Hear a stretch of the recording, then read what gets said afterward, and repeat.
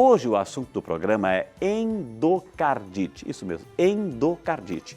Uma infecção do revestimento do coração e pode ser muito grave e se não tratado, gente, a tempo, pode levar ao fim da vida. Segundo pesquisas, mais de 1/4 dos casos acontece entre pessoas com mais de 60 anos, isso mesmo, mais de 60 anos. E para conversar com a gente sobre esse tema, eu e você, vamos receber ela que já esteve aqui, ela é nossa médica cardiologista, a doutora Ana Gabriela Caldas. Doutora Ana Gabriela, bom dia, bem-vinda! Muito obrigada doutora. pelo convite mais Deus uma vez. Deus abençoe. A senhora obrigada. esteve aqui falando outro dia sobre... Angina. Angina, Isso né? mesmo. Mas já esteve lá atrás, alguns dias atrás, falando também sobre... Foi a pressão arterial, e o colesterol também. Então significa que a senhora já tem carteirinha Verdade. aqui no Saúde de Pé, né? Então, e cada vez é um prazer enorme. muito obrigado em nome de toda a nossa equipe. Doutora, as pessoas estão em casa agora preparando o almoço e já aumentaram o volume da televisão. Ou seja, quando a gente fala-se de endocardite, estamos falando diretamente do músculo chamado coração, doutora? Estamos falando do revestimento mais interno do coração, que é o endocárdio, né? Esse sufixo it sempre remete a alguma inflamação, infecção, né? Amidalite, inflamação da garganta. Endocardite, inflamação, infecção do endocárdio, que é a parte mais interna ali do coração. Aquela parte que reveste a camada interna do coração, chamada endocárdio. Endocárdio, principalmente as válvulas do coração. Vamos conversar sobre isso então? Vamos, doutora, com por certeza. favor, sente-se. Minha gente querida e amada, a doutora já está aqui. O assunto de hoje, endocardite, como ela é médica cardiologista, mais um assunto para cuidar mais e bem desse órgão que a gente tanto gosta, que não para de trabalhar, que representa o amor. Quando a gente quer fazer coraçãozinho, a gente está assim, falando do amor, falando do coração, mas é um músculo, é um órgão que fica doente e precisa de cuidados especiais, viu? Doutor, então, endocárdio, como é que é constituído assim? Fala pra gente como é que o coração, para a gente entender, fazer uma imagem do coração, como é que ele é constituído, doutora? Então, eu vou dar a mesma explicação que eu costumo dar para os pacientes Por no favor, consultório, doutora. tá? Assim, os meus pacientes já sabem Faça isso. desse o seu consultório. Combinado. Consultório para o Brasil inteiro, né? Assim que é bom. Então, o coração, a gente pode comparar ele como se fosse uma casa, né? Então, na nossa casa, a gente tem a parte estrutural, a gente tem as paredes, os cômodos, as portas que dividem um cômodo do outro, a gente tem toda a parte elétrica de fiação e a gente tem o encanamento, né? Os tubos ali, conexões que levam a água ali para aquela casa funcionar. Então, assim, quando a gente fala da parte elétrica do coração, basicamente a gente está falando das arritmias cardíacas, né? Quando a gente está falando do encanamento, a gente está falando dos vasos sanguíneos, que são os tubos e conexões ali que levam sangue, oxigênio, nutrientes para o coração. Até naquela conversa sobre angina foi justamente disso que a gente falou, dos vasos sanguíneos. Quando a gente está falando de endocardite, a gente está falando dessa parte estrutural do coração. Então, na estrutura do coração, a gente tem basicamente 2 átrios, esquerdo e direito, 2 ventrículos, esquerdo e direito. São como se fossem os cômodos ali da casa. E a gente tem as válvulas do coração, que são o fechamento ali, que comunica as portas, exatamente. Só que eu costumo brincar que não é aquela porta que a gente abre com a maçaneta. Sabe aquela porta de faroeste, de filme de faroeste, né? Que a gente empurra, mas ela tem que voltar certinho? Entendi. Então, assim, a válvula do coração, ela tem o mecanismo certinho. É tudo muito, muito bem feito, né? Deus pensou exatamente em cada detalhe. Então, assim, na hora de abrir, ela tem que abrir com uma certa velocidade, frequência, abrir de uma certa forma. E na hora de fechar também, exatamente. Na hora de fechar também. Quando essa válvula tem algum problema, seja para abrir, seja para fechar, é o que acaba acontecendo em alguns pacientes. Então, já deve ter ouvido falar, o paciente teve problema de válvula do coração, teve que operar. Então, quando a gente está falando de endocardite, a gente está falando do acometimento, da inflamação, da parte mais interna do coração, que está presente principalmente nas válvulas.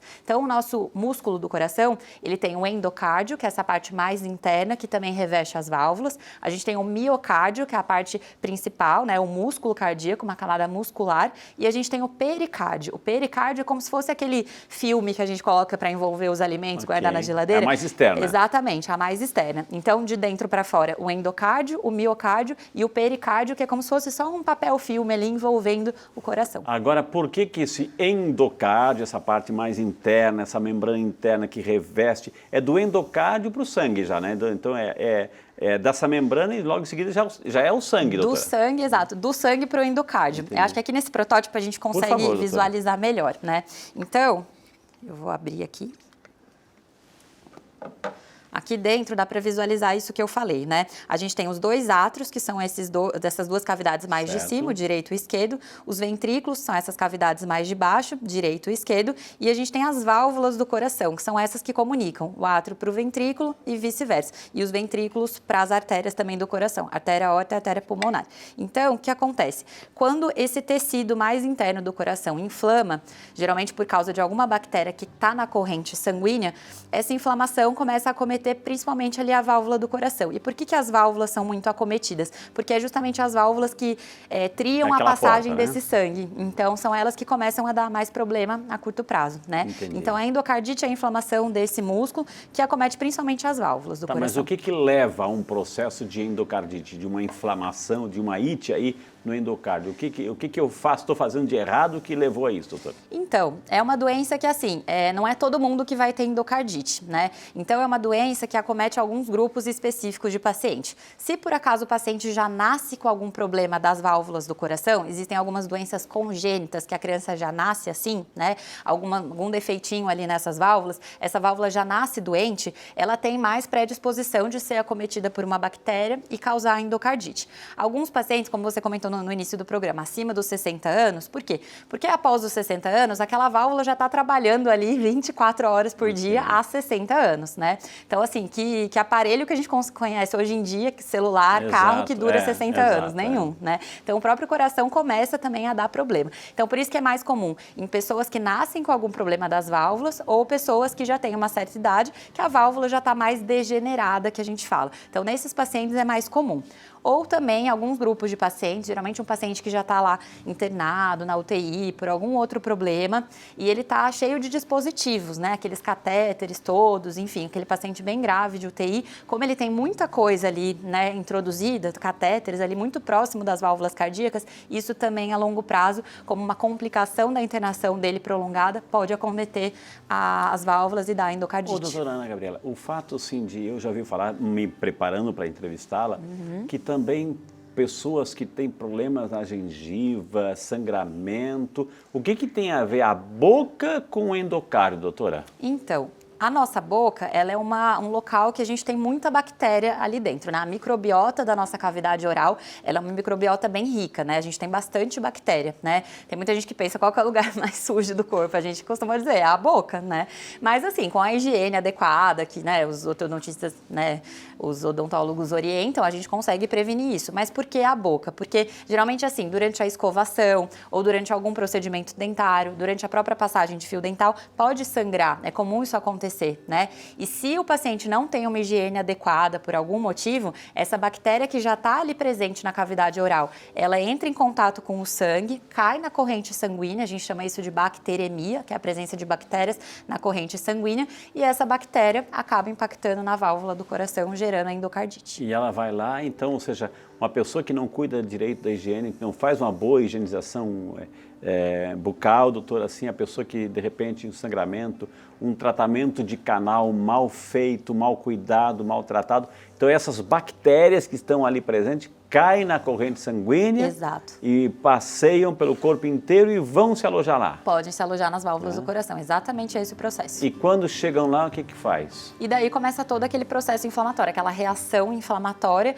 que a longo prazo vai dar os mesmos sintomas de qualquer outra infecção, né? A febre alta, a aceleração dos batimentos cardíacos, a queda do estado geral, aquele paciente fica mais prostrado e tudo mais, né? Então vai dar os sintomas clássicos da infecção mesmo. O problema é que é difícil a gente pensar nesse diagnóstico, até para nós médicos é difícil, né, a gente pensar na endocardite de cara, né? Se tem um paciente que procura a gente no consultório ou no hospital com história de febre há vários dias, primeiro a gente vai pensar em outras coisas, né? Pneumonias, infecções mais leves. Mas se a gente já rastreou tudo e esse paciente realmente a gente não consegue fazer o diagnóstico, ele persiste com a febre, aí o ideal é fazer um exame que se chama ecocardiograma, que é aquele ultrassom do coração, que é o melhor exame para dar uma olhada nas válvulas do coração. E daí, às vezes, a gente acha a presença de uma vegetação, porque é isso que você perguntou. Quando essa bactéria causa o acometimento ali, dá o problema na válvula do coração, acontece um monte de processo inflamatório e isso vira uma vegetação mesmo ali na válvula do coração. Colonização, uma colonização, a gente vê uma imagem mesmo ali no ecocardiograma que não é o normal de ter. Então, o médico fazendo o exame, ele observa, tem uma imagem na válvula que não era para estar ali. E aí, essa colonização, essa vegetação de bactérias, o próprio coração, que é sempre movimento, pode também mandar para outras partes do corpo. Pode embolizar para regiões assim, tanto para o cérebro e dar um AVC, pode embolizar para as pontas dos pés, o paciente fica, às vezes a gente observa isso também nos pacientes internados, como eu falei, a longo prazo, assim, na UTI há muito tempo, a gente observa os dedos dos pés roxos porque causa uma embolização distal, né? Esse êmbolo se desgarra e pode parar até nos dedos dos pés. Mas tem algum sintoma? Como é que a gente percebe que a senhora falou que é muito difícil? Até algum nós médicos, sintoma, doutora, assim, que o endocárdio começa a dizer, endocardite, assim, poxa, né, a pessoa está lá cansado, falta de ar, desanimado, algum sintoma, doutora? Ele pode dar os mesmos sintomas que o paciente teria, por exemplo, na insuficiência cardíaca, né? Então, cansaço, dificuldade para respirar, dificuldade para fazer suas atividades habituais, só que com a associação da febre. Porque as doenças do coração, tradicionalmente, como a gente já conversou sobre a angina, as arritmias do coração, não vão dar febre, né? Então, o fato de ter queixas relacionadas ao coração e mais a febre, automaticamente a gente já tem que pensar na suspeita de endocardite. Agora, o fato de ter uma porta aberta e a nossa boca, quando a doutora falou assim que é uma porta aberta que a gente se comunica, é alimento, é ar, tudo mais assim, pode entrar vários tipos de bactérias ou é um tipo específico que vai lá? Não. Ou qualquer bactéria que vai lá, doutora? Não, basicamente é uma infecção bacteriana, né? Principalmente causada por uma bactéria que se chama Streptococcus. Essa é a principal causa, assim, mas disparado. Pode ser outras. Mas pode ser outras, inclusive fungos, vírus também, menos comum, bem menos comum. A endocardite bacteriana é a mais comum, mas pode sim. Uhum. E isso tudo, doutor, assim, o fato vai inchando o coração, vai deixando o coração com outra coloração porque ele está inflamado, vai aumentando o volume do coração, como é que é? O sangue vai também mudando a sua configuração porque ele está infectado, doutora? Não necessariamente essas mudanças de coloração, mas realmente o coração ele vai ter que ter mais trabalho na hora de bombear o sangue, né? Porque aquela válvula não está abrindo mais adequadamente porque ela está com um processo inflamatório ali acometendo, como eu falei no começo. Ela tem um jeito certo de se abrir, um jeito certo de se fechar. E com essa mudança toda na configuração da válvula, o que acontece? Às vezes pode aparecer algum sopro, porque assim, essa válvula, se ela se abre direitinho, tudo bem. Na hora de se fechar, se ela não se fecha adequadamente, pode ficar um buraco, né, um espaço entre os folhetos ali daquela porta. Imagina aquela porta, né, como eu comentei, de faroeste, assim, ela não fecha mais adequadamente e fica um vão ali. E nisso o sangue reflui, por exemplo, do átrio para o ventrículo, e isso gera o ruído do sopro, que é aquele que a gente ausculta com o estetoscópio. Então, esses sintomas, por exemplo, o achado de um sopro, que às vezes, assim, o paciente acompanha comigo há vários anos, de repente ele aparece com um sopro, opa, ele nunca teve isso. A história de febre, esses sintomas de cansaço, prostração, etc., tudo isso vai fazer a gente juntar as pecinhas e suspeitar da endocardite. Vamos mostrar uma foto, uma imagem, doutora, assim, pelo menos para quem está em casa, assim. Doutora, enquanto a gente caminha para lá, explica a diferença entre quando a gente escuta e quando a gente ausculta, né?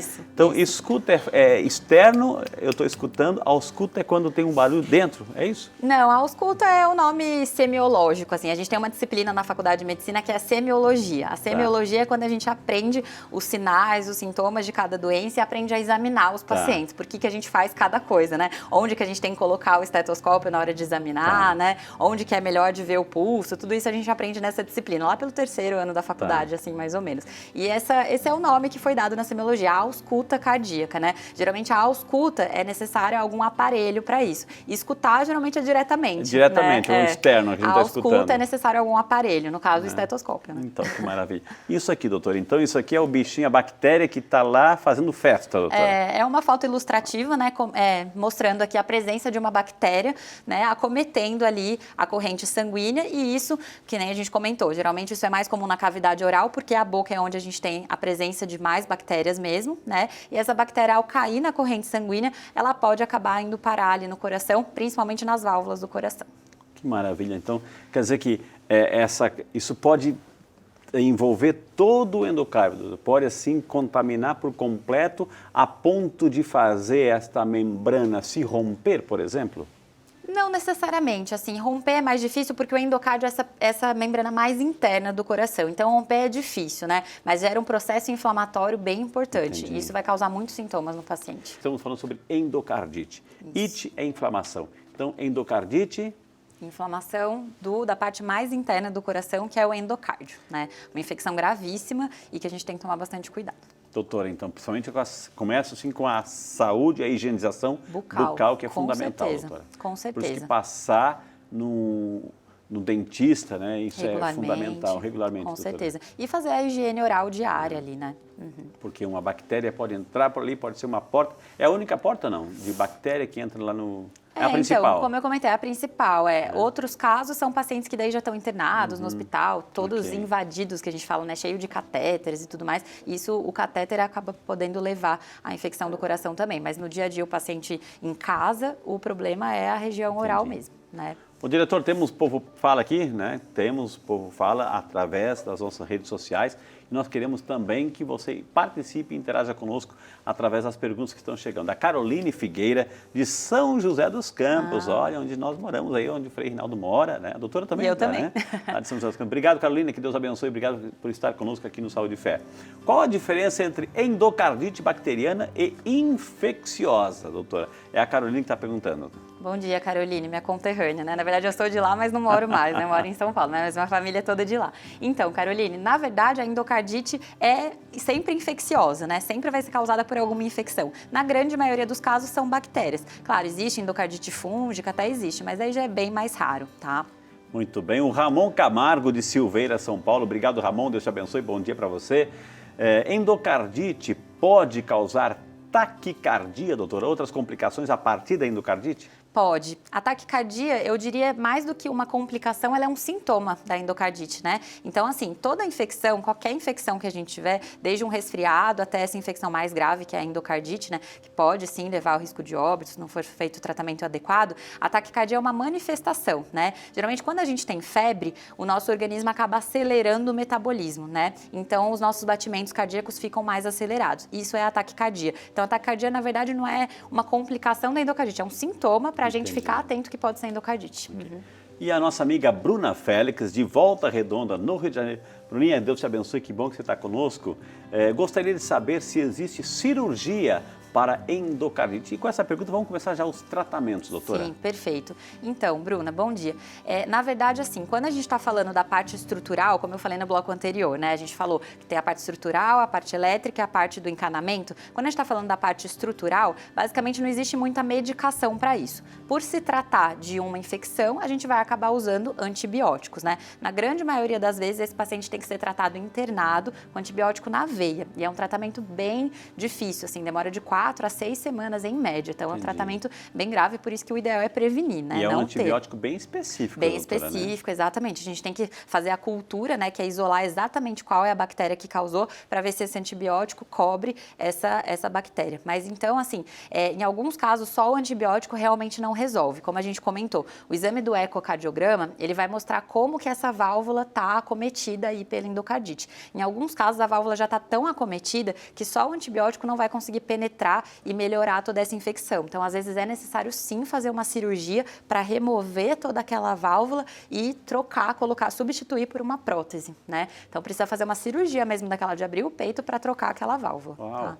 Ô, doutora, uma vez que fez o tratamento correto, eliminou as bactérias, essa pessoa pode doar sangue futuramente ou não, porque o sangue de uma forma ou de outra está lá meio que manchadinho, doutora? Não, pode. A longo prazo pode, mas daí a gente precisa ter certinho os critérios de cura, né? Isso o médico vai orientar certinho no pós-tratamento aí. A nossa amiga Denise Pontes, de Itajubá, Minas Gerais. Obrigado, Denise. Deus te abençoe. Bom dia para você, Itajubá.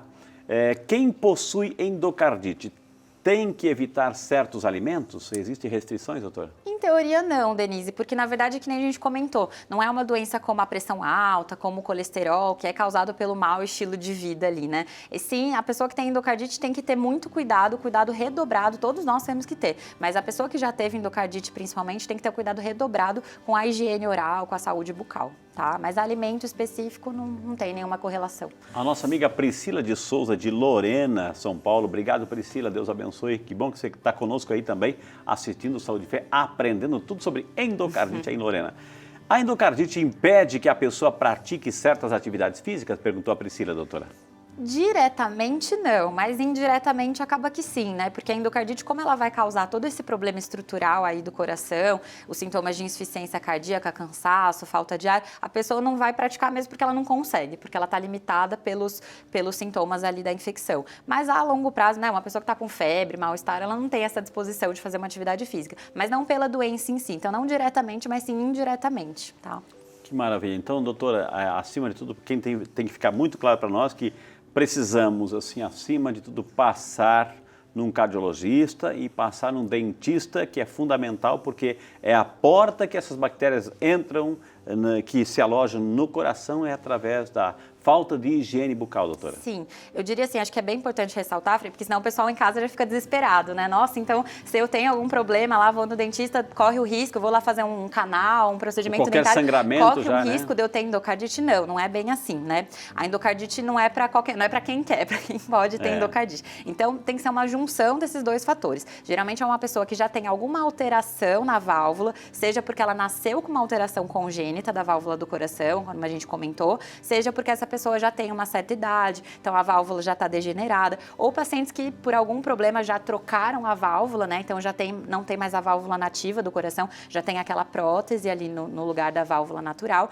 Então, assim, essas pessoas que já têm alguma alteração no coração são as mais propensas a ter endocardite. Por isso que essas pessoas, o cuidado tem que ser redobrado com a saúde bucal. As pessoas, a senhora falou de válvula, as pessoas que têm assim uma situação chamada prolapso da válvula mitral, né? O que é e se essas pessoas têm mais tendência a ter esse endocardite, doutora? Então, o prolapso da válvula mitral, como a gente comentou no começo, a gente tem 4 válvulas do coração. Uma delas é a válvula mitral. Ela comunica o átrio esquerdo com o ventrículo esquerdo. Então, assim, lembra que eu comentei que a válvula tem o jeitinho certo de abrir e o jeitinho certo de fechar. O prolapso, a pessoa não fecha adequadamente essa válvula mitral, na válvula mitral é o mais comum. Então, essa válvula não se fecha adequadamente, ela se fecha de uma forma errônea ali. E com o tempo, isso pode causar insuficiência da válvula mitral. Mas o prolapso por si só, antigamente se acreditava que sim, que a pessoa que tem o prolapso pode ter algum problema de endocardite no futuro. Mas hoje em dia isso já caiu por terra, tanto que assim, então se eu tenho prolapso, eu preciso tomar um antibiótico antes de fazer algum procedimento dentário? Hoje em dia não é mais recomendado, tá? Maravilha, como é bom a gente perguntar, bom a gente entender tudo isso, viu?